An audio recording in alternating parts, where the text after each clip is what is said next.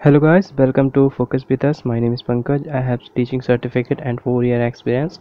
और इस हमारे चैनल पे फोकस विद अस पे गवर्नमेंट एग्ज़ाम के तहत जैसे UPSC, UPSC, UPPSC, state level exams या वन डे एग्ज़ाम्स, चाहे एसएससी हो, रेलवे हो, जो भी एग्ज़ाम्स कराते हैं उनमें मोस्टली हर सब्जेक्ट की क्लासेस हमारे इस चैनल पे अवेलेबल रहेंगी।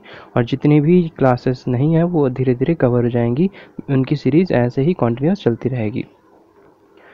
इसमें ज्योग्राफी हो जाएगी, पॉलिटी हो जाएगी, जो पॉलिटी है लक्ष्मीकांत सर की वो कवर की जाएगी। हिस्ट्री, इसमें ancient history, medieval history, modern history और जितनी इम्पोर्टेंट पॉइंट्स हैं, चाहे आपके आंदोलन के हों, चाहे स्वतंत्रता संग्राम के हों, वो सारे पॉइंट्स इसमें आपके कवर किए जाएंगे जो भी एग्ज़ाम रिलेटेड होंगे। एंड करंट न्यूज़, जो भी करंट न्यूज़ जो चल रही है, जो इन्फॉर्मेशन आ रही है, वो भी आपको इसमें डे बाई डे बहुत ज़्यादा मिलेगी, ताकि आपकी कोई भी करंट अफेयर, क्योंकि करंट न्यूज़ से ही करंट अफेयर बनती है, तो जितनी भी करंट अफेयर होगी वो भी आपकी डे बाई डे कवर होती चलेगी। तो आइए और अपनी पढ़ाई को जो है कंटिन्यू करके अपने गोल को अचीव करिए। तो शुरू करने से पहले मैं रिक्वेस्ट करूंगा आप लोगों से, प्लीज़ हमारे चैनल को सब्सक्राइब नहीं किया है तो अभी सब्सक्राइब कर लीजिए और लाइक करके अभी इस चैनल के लिंक को, इस वीडियो के लिंक को अभी से सारे ग्रुप में शेयर कर दीजिए। तो ज्योग्राफी की सीरीज़ में हमने देखी थी कई सारे क्वेश्चंस, चाहे वो आपके प्लैनेट से हो, सैटेलाइट से हो, या फिर आपके मोस्ट इम्पॉर्टेंट करंट अफेयर की जितनी भी जियो सिंक्रोनाइजेशन सैटेलाइट्स हैं या इम्पोर्टेंट पॉइंट्स हैं, जैसे U2 हो गया, रोनर हो गया, मंगलयान हो गया, या आपका चंद्रयान 3 हो गया, वो पॉइंट्स हमने कवर कर लिए थे। इस ज्योग्राफी की सीरीज़ में हम ऐसे ही कंटिन्यू बढ़ते रहेंगे और धीरे जैसे ही पृथ्वी या अर्थ की इन्फॉर्मेशन ख़त्म होगी, हम जस्ट स्टार्ट करेंगे अपना वर्ल्ड ज्योग्राफी। तो वर्ल्ड ज्योग्राफी थोड़ी सी इन्फॉर्मेशन होगी वर्ल्ड ज्योग्राफी में, और इतनी इन्फॉर्मेशन होगी उस थोड़ी सी इन्फॉर्मेशन में कि सारी इन्फॉर्मेशन यानी जितने भी एग्ज़ाम होंगे वो सारे आपके उसमें कवर हो जाएंगे। तो इस ज्योग्राफी की सीरीज़ में हमारे पढ़ाने का तरीका होगा कि हम आपको देखेंगे इम्पॉर्टेंट पॉइंट्स, फिर इम्पॉर्टेंट पॉइंट्स की लोकेशंस देखेंगे। जैसे कि हम किसी चट्टान के बारे में बात कर रहे हैं, या किसी पर्वत के बारे में बात कर रहे हैं, या किसी इम्पॉर्टेंट माइंस के बारे में बात कर रहे हैं, गोल्डन माइंस हुई, कॉपर माइंस हुई, तो वो हम मैप के थ्रू भी देखेंगे। मैनुअल मैप हो सकता है या आपका लाइव मैप हो सकता है, जैसे गूगल अर्थ हो गया। और मैनुअल मैप की बोलें तो मैनुअल मैप जैसे ये पेपर मैप हो गया। तो इस पेपर मैप की मदद से भी हम आपको लोकेशन समझाएंगे और वो पॉइंट्स बताएंगे जो आपके लिए सबसे इम्पॉर्टेंट होंगे। आप वर्ल्ड का मैप देख पा रहे हैं, अगर कोई भी इम्पॉर्टेंट इन्फॉर्मेशन होगी या कोई भी इम्पॉर्टेंट इन्फॉर्मेशन के साथ आपको चाहिए होगा कोई भी लोकेशन, तो वो आपको लाइव लोकेशन हम मैप के थ्रू दिखाएंगे, चाहे वो आपका नॉर्थ अमेरिका, साउथ अमेरिका, या फिर अपना इंडिया ही है। वर्ल्ड इंक्लूड में इंडिया भी इंक्लूड है, ठीक है। तो वर्ल्ड की अगर इन्फॉर्मेशन होगी तो वर्ल्ड मैप के थ्रू, वर्ल्ड एनिमेटेड मैप के थ्रू, जैसे आपका गूगल अर्थ हो गया। फिर अगर कोई इंडिया से रिलेटेड हो तो इंडिया के मैप के थ्रू हम आपको वो इम्पॉर्टेंट इन्फॉर्मेशन या लोकेशंस आपको दिखा देंगे, चाहे वो विंध्याचल हिमालय हो, पर्वत श्रेणी हो, चाहे हिमालय की पर्वत श्रेणी हो, चाहे आपकी अरावली पर्वत श्रेणी, कोई भी इन्फॉर्मेशन, नदी है, चट्टानें हैं, पर्वतें हैं, कोई भी इन्फॉर्मेशन आपको सारी की सारी लोकेशंस के थ्रू समझाई जाएगी। तो ये बेस्ट लेक्चर होने वाला है, स्टार्ट से एंड तक बने रहिए ताकि सारी इन्फॉर्मेशन आप याद कर सकें। और without any time waste we can start. पूरे लेक्चर में हम पढ़ने के वाले हैं पृथ्वी यानी अर्थ के बारे में जितनी भी इम्पॉर्टेंट इन्फॉर्मेशन होगी, आपकी लॉटिट्यूड, लॉन्गिट्यूड, आपकी घूर्णन, ऋतु परिवर्तन, डे परिवर्तन और चंद्र ग्रहण, सूर्य ग्रहण, जो भी इम्पॉर्टेंट पॉइंट्स होते हैं वो सारे इस वीडियो में डिस्कस करने वाला है। तो हमारे साथ बने रहिए, और अभी तक आपने हमारे चैनल को सब्सक्राइब नहीं किया तो सब्सक्राइब कर दीजिए और इस लिंक को अभी शेयर कर दीजिए ताकि आपके बीच में डिस्टर्बेंस ना हो। तो शुरू करते हैं। पृथ्वी क्या है? पृथ्वी सदैव अपने अक्ष पर पश्चिम से पूरब की तरफ, ठीक है, कैसे पश्चिम से पूरब की तरफ एंटी क्लॉकवाइज घूमती रहती है। तो जो पृथ्वी का अपने अक्ष पर घूमना, अपनी धुरी कह सकते हैं, अपने अक्ष पर जो घूर्णन होता है उसको कहते हैं परिभ्रमण। याद रखिएगा, इसको कहते हैं परिभ्रमण या घूर्णन। पश्चिम से पूरब की दिशा में होता है, इसको आपको याद रखना है। और परिभ्रमण के कारण ही होते हैं दिन और रात, और जो दिन रात होने की जो गति होती है इसे ही कहा जाता है दैनिक गति। तो क्वेश्चन पूछा गया है कि दैनिक गति क्या होती है, तो दैनिक गति याद रखना, पृथ्वी का अपने परिभ्रमण पर घूमना, अपना परिभ्रमण यानी अपने अक्ष पर घूमना कहलाता है दैनिक गति। फिर नक्षत्र दिवस यहाँ पे देख लीजिए, नक्षत्र दिवस है यानी इसे ड्रल डे। नक्षत्र दिवस क्या होता है? मान लिया ये हमारी अर्थ है, ठीक है, तो अर्थ जो है वो सूरज का एक अंडाकार पथ पर चक्कर लगा रही है, तो अर्थ यहाँ से जिस पॉइंट पर गई और उसी पॉइंट पर घूमकर जिस समय के बाद आएगी, तो इसके जो बीच का जो टाइम पीरियड होता है उसे ही कहते हैं हम नक्षत्र दिवस। तो सिंपल सी लैंग्वेज में कह सकते हैं नक्षत्र के उत्तरोत्तर 2 बार गुजरने के बीच की जो अवधि होती है, एक पॉइंट पर आई फिर से दोबारा से उसी पॉइंट पर जब आएगी, तो उसके बीच का जो टाइम लगता है, टाइम पीरियड होता है, उसे ही कहते हैं हम नक्षत्र दिवस। ये अवधि होती है मेनली 23 घंटे 56 मिनट की, इसको आपको याद रखना है।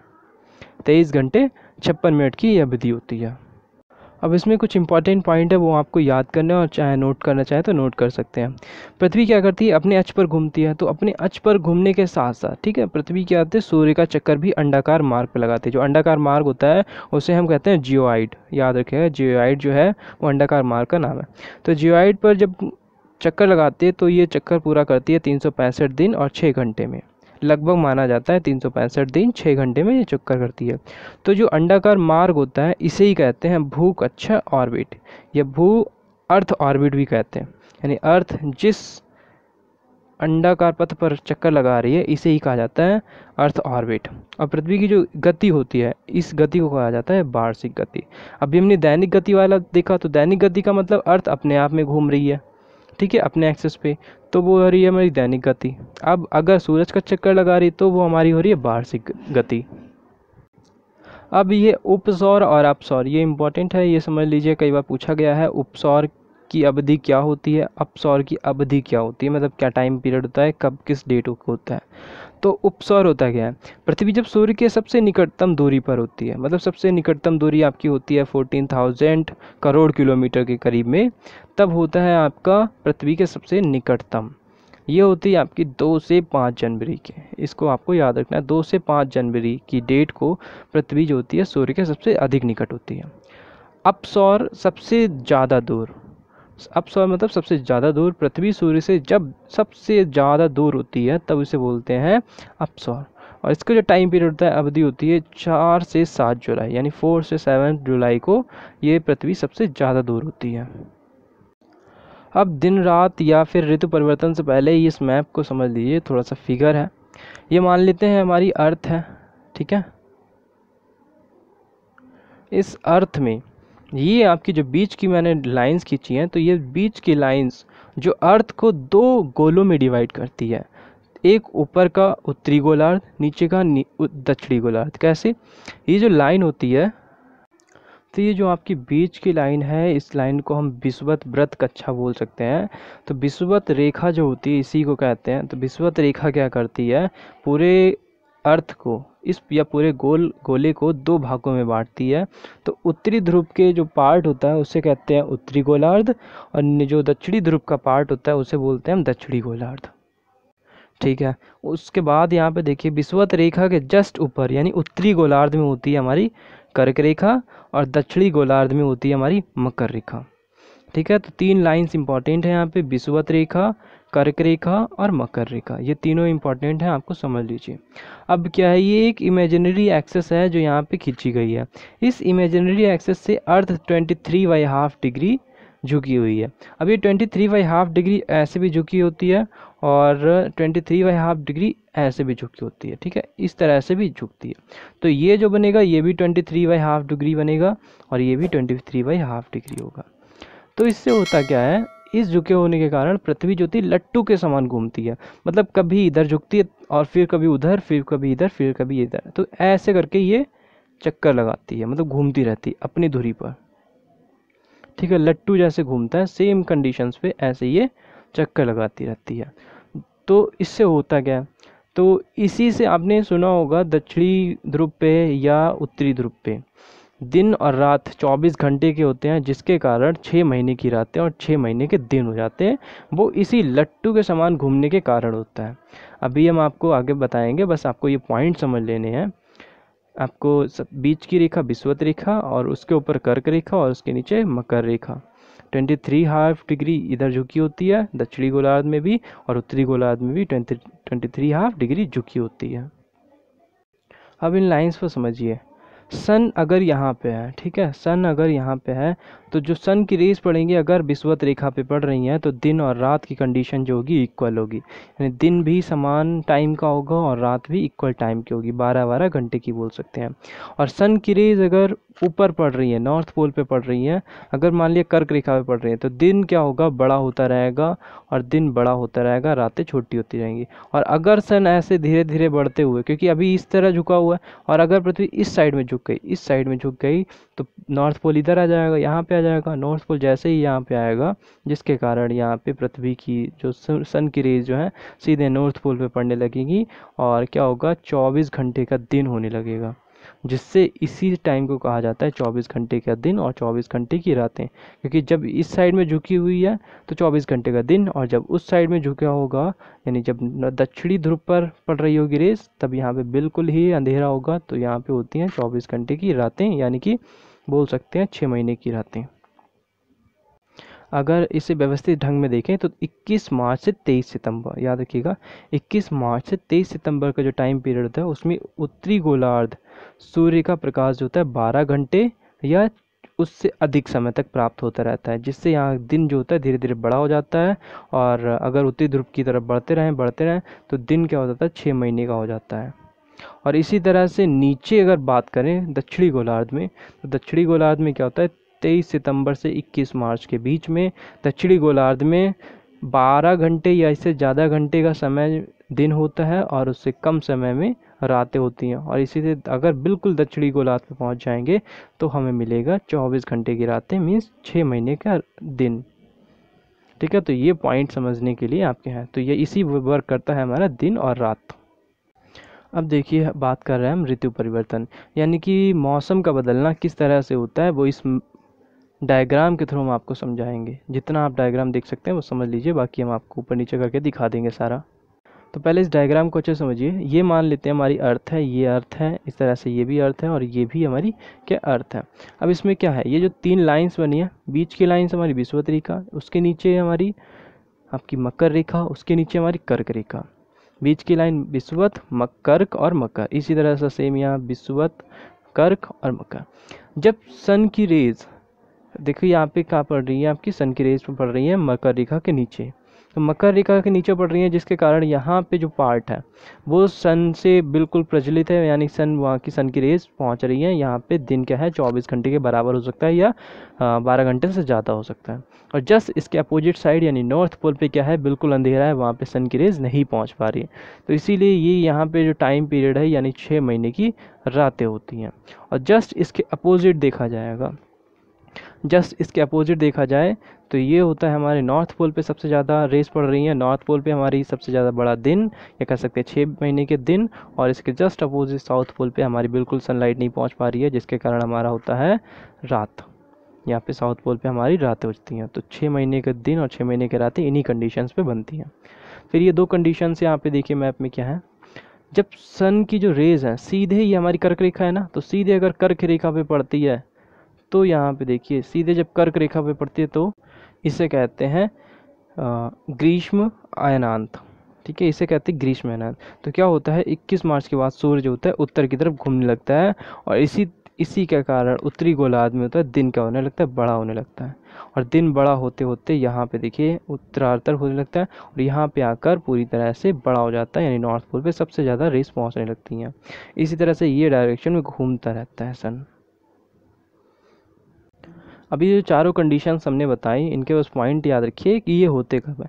तो 21 जून याद रखिए, 21 जून पर कर्क रेखा जो है आपकी, कर्क रेखा पे सबसे सीधे सूर्य क्या होता है, लंबवत होता है, इसकी सीधी रेस पड़ती हैं।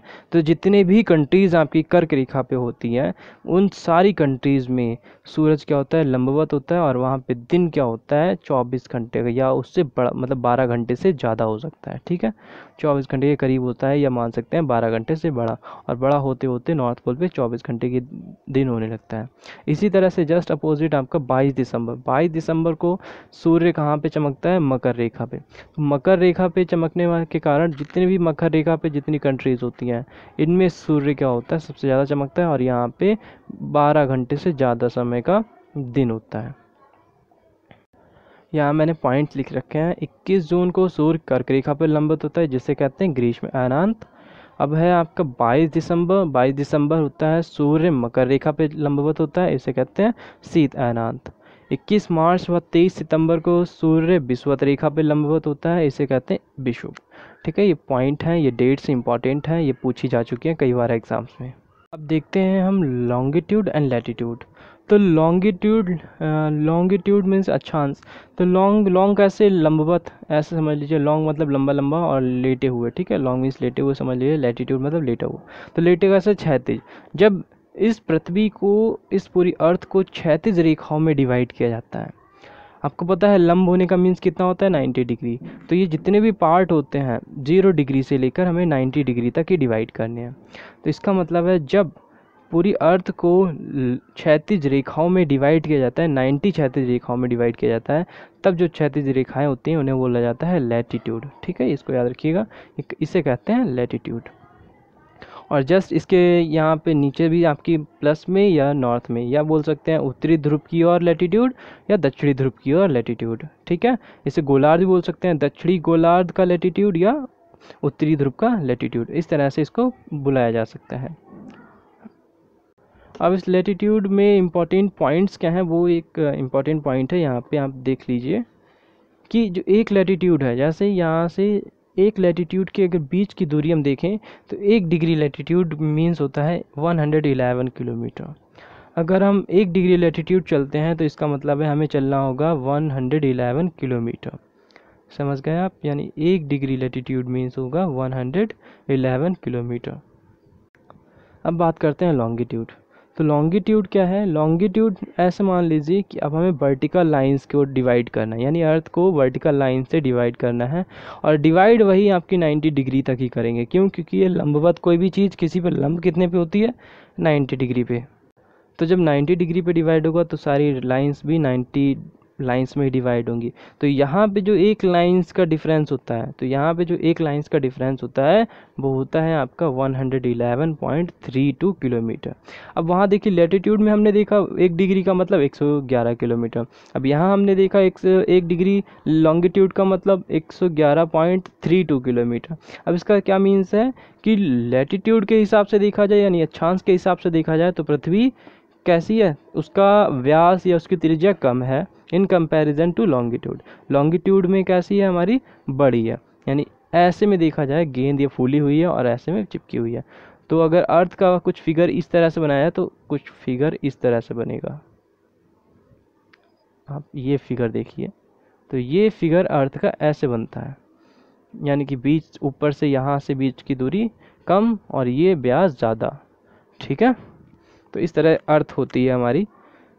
अब 1 डिग्री लॉन्गिट्यूड का मीन्स 4 मिनट होता है।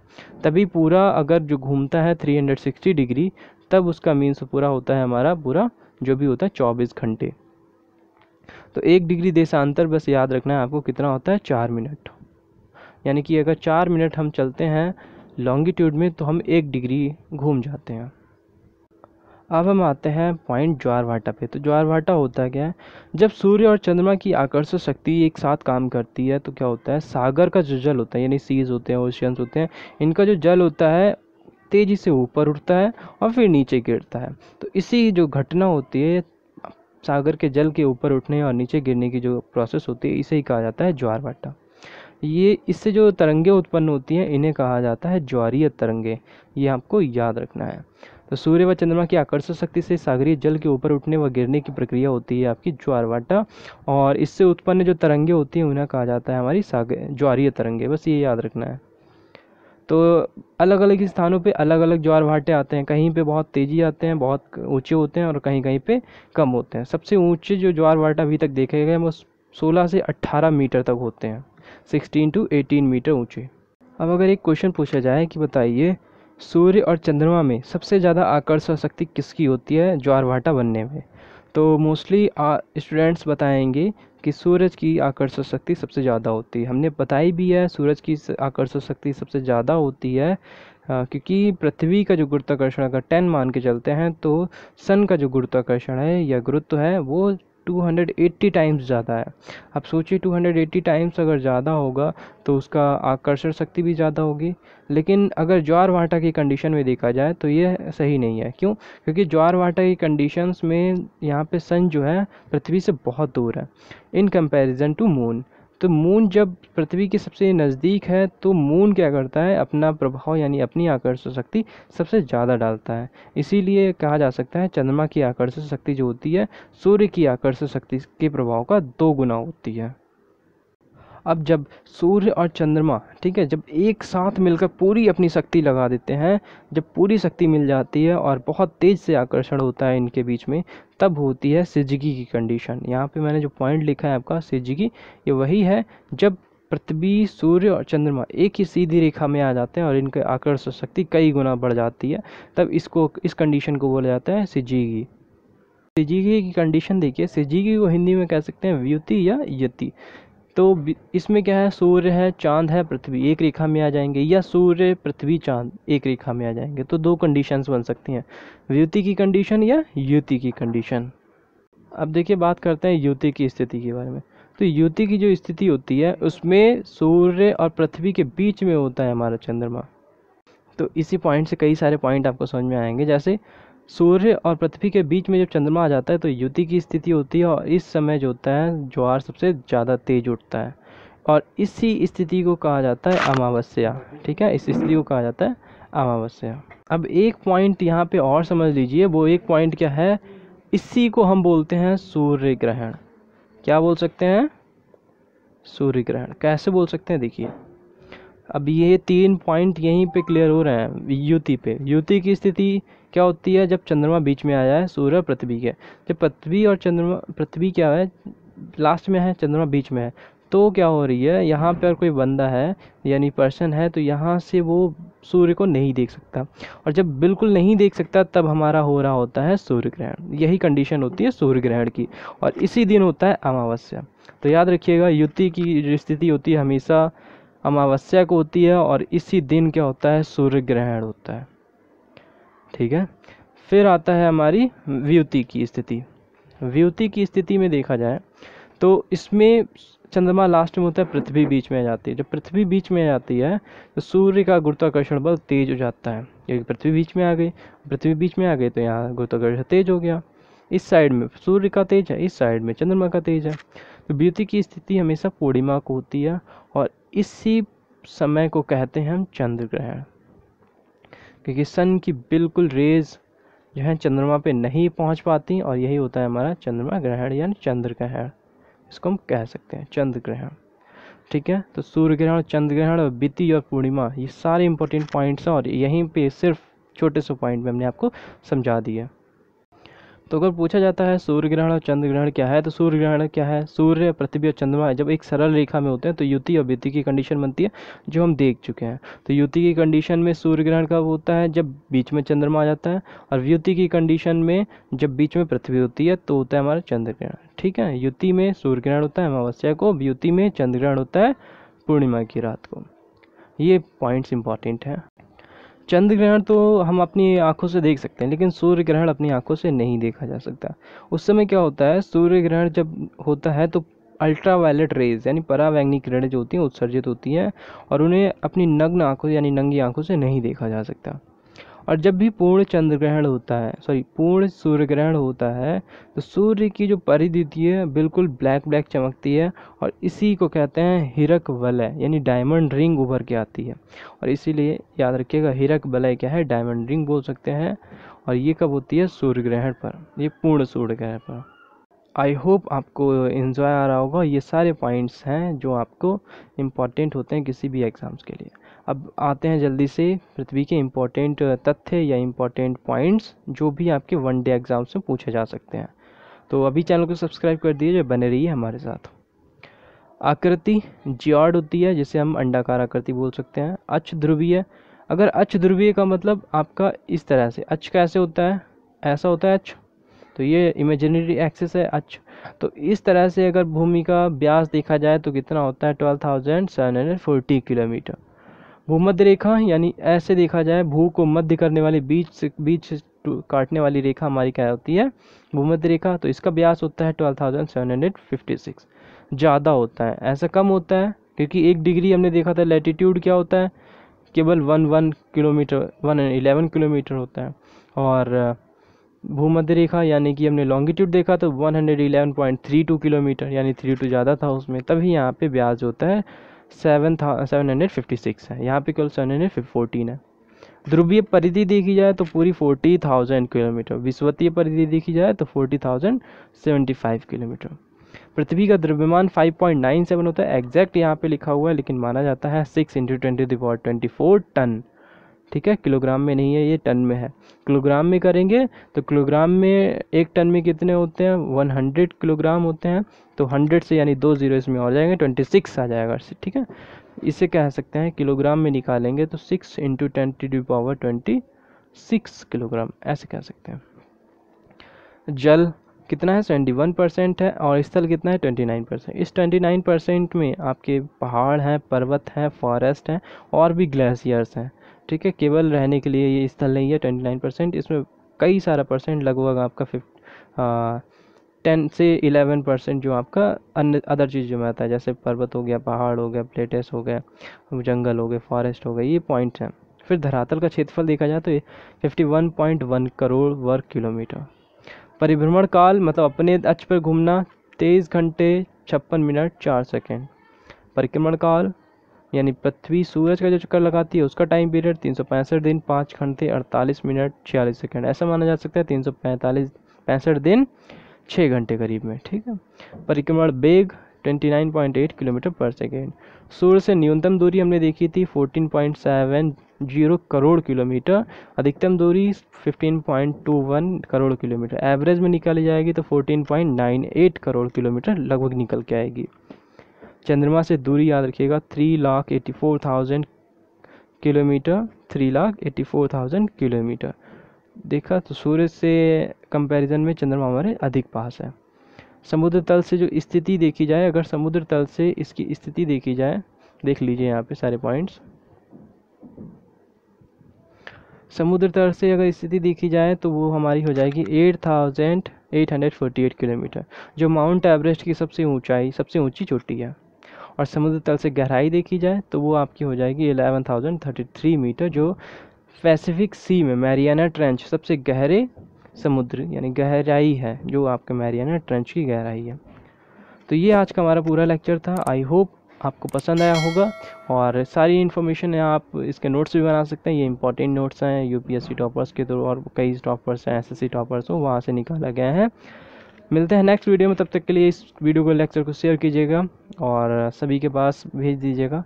अभी तक चैनल आपने सब्सक्राइब नहीं किया तो सब्सक्राइब कर लीजिए। Thank you guys.